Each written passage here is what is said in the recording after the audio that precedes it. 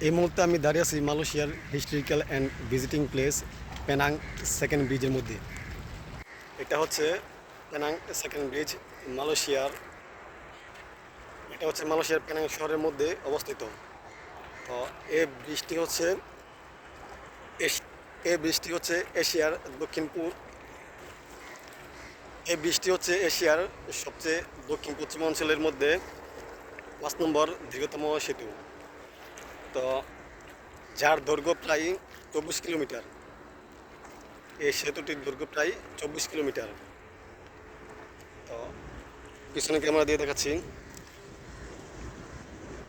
সমুদ্রের উপর দিয়ে বয়ে গেছে যে এই সেতুটি। এটা খানিকটা দেখতে প্রায় সাপের মতো।